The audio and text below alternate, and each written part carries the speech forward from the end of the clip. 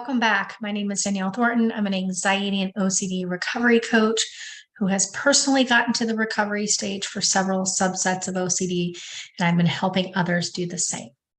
Today, I want to talk about those of you who are hyper-focusing on your feelings, whether that be physical feelings and sensations in the body or your emotional feelings. So with the bodily sensations, you might focus on things like breathing or blinking, aches and pains in your body, or twitches, anything that's going on in your body. This can be common with all kinds of OCD subsets, but a lot of times with things like somatic OCD, health OCD, contamination OCD is where these fall into most likely. Other people might focus on their physical feelings. With relationship OCD, you might focus on a feeling of love or anxiety or comfort. Attraction is another one that you might be focusing on if you struggle with relationship OCD or sexual orientation OCD. Even with POCD, we tend to hyper-focus, aka obsess, about things that might be thoughts, feelings, or things that are going on around us. This is a symptom of OCD. OCD is characterized by obsessions, things that we obsess about and hyper-focus on, whether that be the thoughts, the feelings, or the sensations, and then followed by compulsions. These obsessions actually start with thoughts and feelings and things that are quite normal. It might start with a what if thought or noticing something that we're feeling or not feeling. And somebody without OCD is going to not give this a second thought. They're just going to let it be because things fluctuate, right? We experience chest pains from time to time. We experience highs and lows in our feelings and relationships. We all experience aches and pains. And these things happen all the time. They're quite normal. But again, if you have OCD, you might find yourself really latching on to these things, worrying about them and hyper-focusing. And the reality is the more you hyper-focus on these things, the more you're going to notice them. So let's use an example here.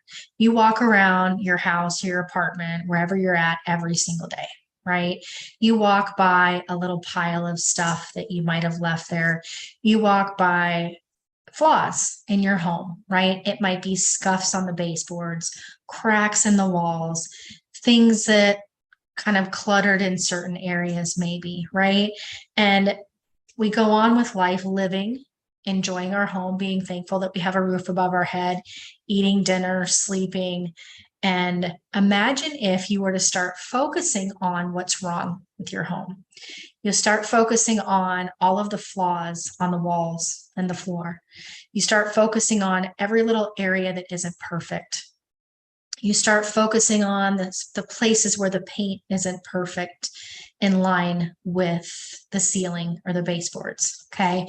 And you keep focusing on this and you start just looking for the flaws, looking for the things that aren't perfect. The more you look for this, the more you're going to find it. And this is how OCD works. The more we look for something, the more we're going to find it in subtle ways. And it just causes more and more and more discomfort, which is why hyper-focusing on our feelings and our bodily sensations, aches and pains are only going to bring more attention to that.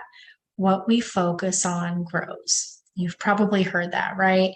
Whatever you water will grow.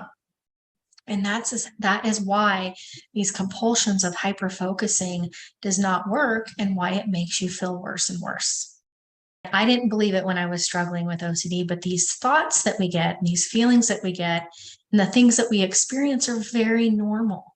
And when we can stop focusing on them, when we can just let them be and not give them our attention, it will fade away. Now, this is an example, a really quick example of how ERP, exposure and response prevention, works.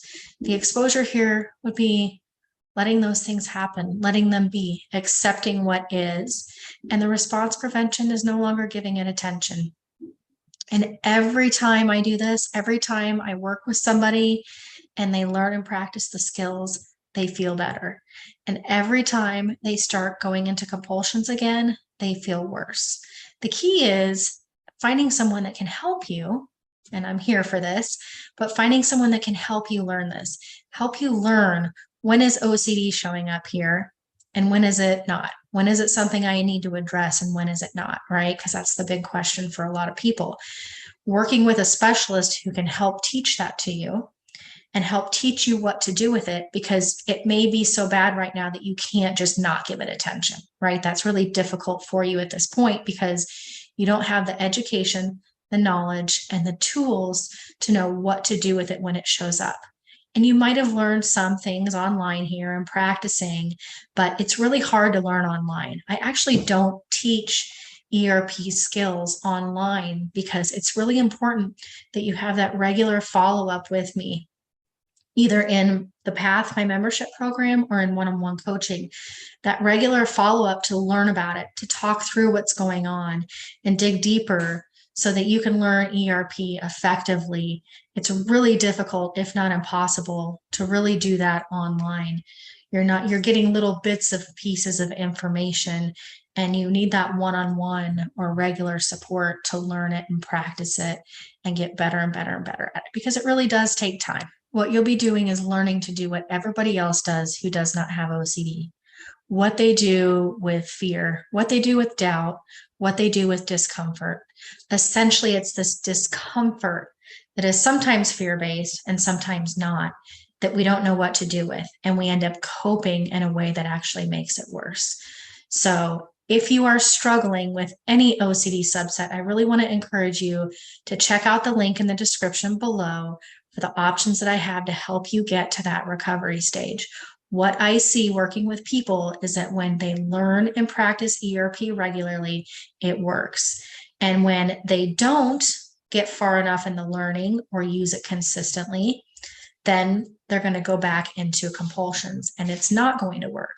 So the consistency with it working is really important when we use the skills and we get the support through it. I couldn't have done it without having support myself. So I hope this was helpful. I hope you guys have a great day, and we'll talk to you next time.